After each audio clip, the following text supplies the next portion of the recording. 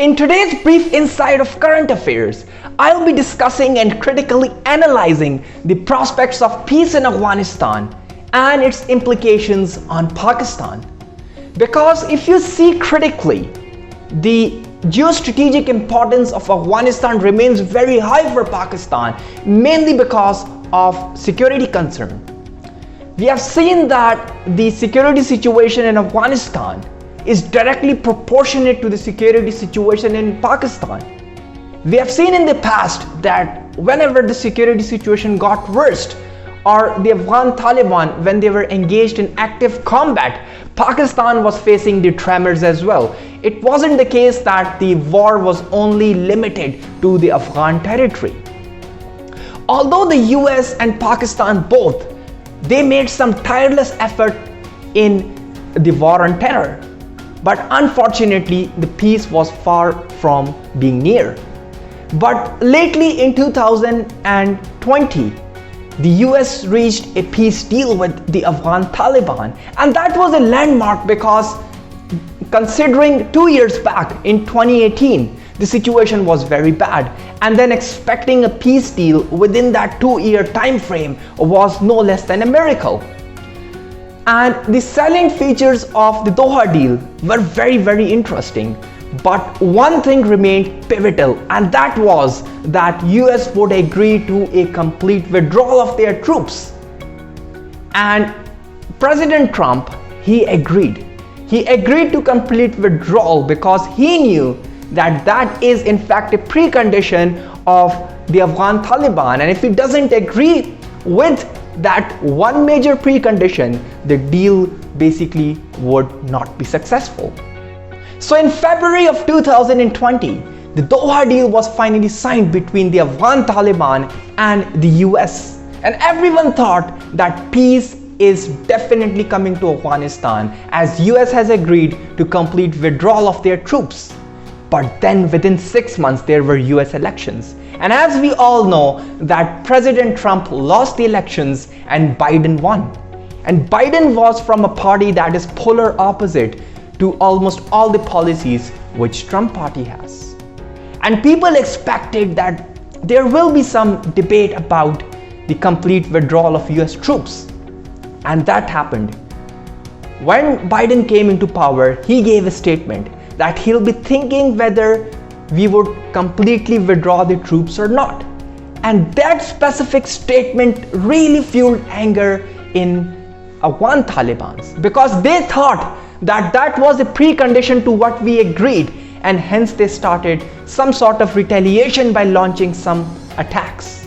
But then few days back, there was a press conference by Biden in which he agreed that they would agree to a complete withdrawal and that they would not let their forces stay beyond September 11, 2021. So this was a really much not expected statement from Biden because we thought that Biden would adhere to the geostrategic implications of Afghanistan and would stay there and would contain Russia and China. But then on the other hand, it might be a good decision for the peace in Afghanistan because Biden basically agreed and execute to the main precondition of Afghan Taliban, that is complete withdrawal. Let's now discuss critically that complete withdrawal or a peace deal with Afghan Taliban and the US. Is it beneficial for Pakistan or is it negative, and what implications does this have? Well, on the face of it, if you see US Taliban, they're in agreement, peaceful transition. On the face of it, this may be a very good opportunity for Pakistan to maintain its ties with the Afghan government because peace is there. All Pakistan wanted previously was peace, so that there's peace across the border. As you know that the Durand line is not fully fenced, and there is a chance that people can come here and people from here can go there, so security repercussions. So from the security aspect, there is a fair chance that it's a good decision for Pakistan because peace in Afghanistan means peace in Pakistan. And secondly, it's a golden opportunity for Pakistan to cash this time and fill that vacuum because when US leaves, automatically there is some vacuum there to fill. a leadership vacuum or an investment vacuum, because previously US was there, US was influencing, and China is already in Iran doing the Chabahar deal, Chabahar port, Zarjan, Dilaram road, etc., etc. So China is already in the region, and Pakistan is a strong geostrategic and geo-economic ally of China.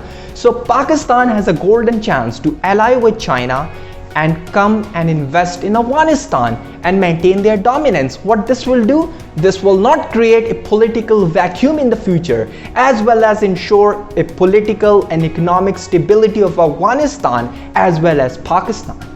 Talking about the negative aspect, well, if you see historically, from the last 40 to 50 years, Afghanistan hasn't seen any peace. And the major reason is civil war. And even American policies weren't able to fully finish civil wars.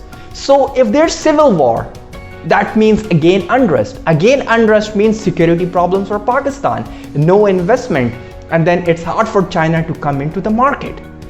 But for now, what I think is that security situation might get better, but on the other hand, we should think beyond that, and Pakistan should ally with China and try to come to Afghanistan, invest and fill that vacuum so that there's no leadership crisis in the future. And most likely, wherever there is no leadership crisis, most likely there is economic prosperity and there is security in that country. So this was a brief update and a brief summary of the efforts for peace in Afghanistan and its implications for Pakistan. I'll be covering a wide range of topics in the future, and if you have any suggestions, please feel free to inbox me and I'll definitely try to cover that. Thank you very much.